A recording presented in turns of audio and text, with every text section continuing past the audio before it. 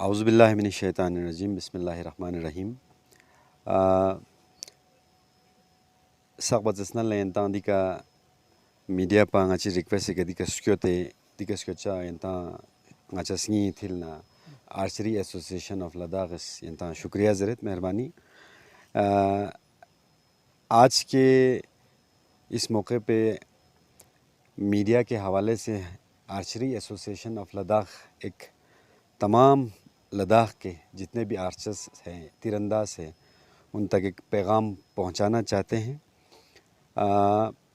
3 दिसंबर 2024 को archery association of Ladakh Leh और करगिल में एक सिलेक्शन ट्रायल मुनक्किद करने जा रहा है, जिसके डिटेल्स हम आपको अभी बताएंगे। और अभी चंद लम्हे पहले लेह में हमारे general secretary archery association of Ladakh Sharaf साहब ने भी वहाँ पे भी प्रेस कॉन्फ्रेंस देके लोगों तक ये पैगाम पहुँचाया है। तो उसी के बारे में थोड़ा हम आप लोगों को डिटेल बताना चाहते हैं और आपके माध्यम से अपने आर्चर्स तक पहुँचाना चाहते हैं। लिहाजा अभी नेशनल लेवल का एक सिलेक्शन ट्रायल चलने वाला है 3 दिसंबर को लेह और कारगिल में, जो 44th रिकर्व 20th कंपाउंड और 31st इंडियन राउंड होगा, जिसमें सीनियर नेशनल चैम्पियनशिप का होगा, जिसमें यूटी लद्दाख को रिप्रेजेंट करने के लिए हम टॉप 4 का सिलेक्शन करने जा रहे हैं जी। उसके बाद मैन और वुमेन दोनों का, जहां पे सेम डे साइमल्टेनियसली लेह में भी हमारे यहाँ सिलेक्शन ट्रायल चलेगा और कारगिल में भी चलेगा। और हम एक इम्पॉर्टेंट पॉइंट इसमें कहना चाहते हैं कि अगर कोई भी बाशिंदा, चाहे ज़ंस्कार का हो, चाहे लेह का हो, चाहे जहाँ का भी, कारगिल का भी हो या द्रास का हो, कारगिल में ट्रायल दे सकते हैं। ऐसा नहीं है कि कारगिल वाले ही कारगिल में ट्रायल दे सकते हैं या लेह वाले लेह में।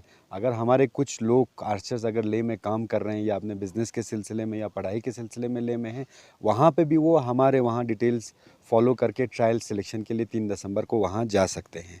तो इसमें एज का कोई लिमिट नहीं है। जिस तरह सीनियर नेशनल चैम्पियनशिप का मतलब ही है, इसमें एज का कोई लिमिट नहीं है, जिसमें मैन और वुमेन दोनों का कंपटीशन होगा यूटी लद्दाख को रिप्रेजेंट करने के लिए। तो 3 तारीख को हमने टाइमिंग रखा है सुबह के 9 बजे हमने रिपोर्टिंग टाइम रखी है ख्री सुल्तान चो स्टेडियम पे, और उसके बाद 10 AM पे हमारा ट्रायल सिलेक्शन ट्रायल हमारा शुरू होगा। और फॉर्म का जो लास्ट डेट हमने रखा है 2 दिसंबर शाम तक, हमने लास्ट आपको डेट रखा है 2 दिसंबर तक। जिन जिन लोगों के फॉर्म हमारे तक पहुंच जाएंगे वो लोग एलिजिबल होंगे 3 तारीख को ट्रायल सिलेक्शन में पार्टिसिपेट करने का। और इसमें और एक important cheese, student with valid I card, जिसके पास बराबर एक वैलिड आई कार्ड हो कि स्टूडेंट कह के, उनको हमने 500 रुपीज़ फ़ीस रखा है। और इन जनरल बाकी जितने भी आर्चर्स हैं उनके लिए जिस तरह हमने पास्ट में रखा था 1000 रुपये यानी कि 1000 रुपये फ़ीस है। और इसमें थोड़ा आपको डिटेल थोड़ा बताते चलूँ क्वालिफाइंग स्कोर के बारे में। और इसमें हमारा एक तो एरोस का कंपलसरी रूल्स एंड रेगुलेशन के हिसाब से चलना है। इसमें कोई भी हम आपको कॉम्प्रोमाइज़ नहीं कर सकते हैं। 70 मीटर रिकर्व का इसमें है, एक 50 मीटर पे कंपाउंड आर्चर का होगा, आपका 50 मीटर पे इंडियन राउंड होगा। तो 6 एरोज़ इसमें कंपलसरी, जैसे हमारे आर्चर्स जानते हैं। इससे पहले हमने यहाँ पे कॉम्पिटिशन्स यहाँ पे किए हैं। तो आप इन चीज़ों को नज़र रखते हुए बिल्कुल डिसिप्लिन के साथ, और टाइम 9 AM हमने कहा है। उसके बाद 10 AM हमने ट्रायल शुरू करना है। उससे लेट होने के बाद हम किसी को भी इंटरटेन नहीं करेंगे। ये सेम रूल लेह में भी फॉलो हो रहा है और कारगिल में गया 5 लोग, 10 लोग, 15 लोग। फर्दर एक हम नया डेट निकालेंगे लेह में, जहाँ पे दोनों, जहाँ सिलेक्टेड कैंडिडेट्स हैं, आर्चर्स हैं, सब मिल के लेह में कंपटीशन होगा, जिसमें फ़ाइनल में हम टॉप 4 चुनेंगे। और उसके बाद नेशनल के लिए फिर हमें इनको आगे भेजना है। नेशनल चैम्पियनशिप 44 जो रिकर्व नेशनल चैम्पियनशिप कहा, उनके लिए आगे भेजना है। बस हम यही आप तक पहुंचाना चाहते हैं। आप मीडिया हजरात का फिर एक बार मैं शुक्रिया करना चाहता हूँ। वस्सलाम, खुदा हाफिज़। सर, ये जो ट्रेल होने जा रहे हैं इसमें मेल फीमेल दोनों के लिए हैं, तो जो रूरल एरिया से लोग आते हैं जी जी, उनके लिए भी टाइम वही होगा 9 बजे की, अगर वो टाइम सर इंटरव्यू का टाइम है? हाँ, टाइम का हमने स्ट्रिक्ट रखा है सर, क्योंकि बड़े ही शॉर्ट नोटिस पे हमें आगे से भी इंफॉर्मेशन मिला है। इसका प्रोसेस बड़ा लंबा होता है ज़िया साहब।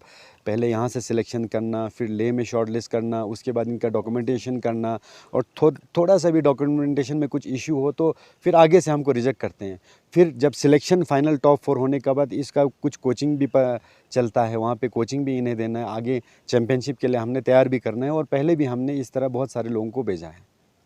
खासकर हमारे नए यूथ सर आर्चरी में काफ़ी शौक है और काफ़ी स्कोप भी है, इंडिया को रिप्रेजेंट किया है, तो आप क्या मैसेज देना चाहेंगे आर्चरी सोशल मीडिया की तरफ से, क्या मैसेज देना चाहेंगे? सर, मैं मीडिया के माध्यम से ख़ासकर हमारे जो यूथ्स है, जो स्कूल्स में पढ़ते हैं और जो स्पोर्ट्स में सही में इंटरेस्ट रखते हैं, बताता हूँ जिस तरह आप आर्चरी जानते हैं, आर्चरी और स्नो स्केटिंग कहें या आइस स्कीइंग कहें, वो लद्दाखियों के खून में है।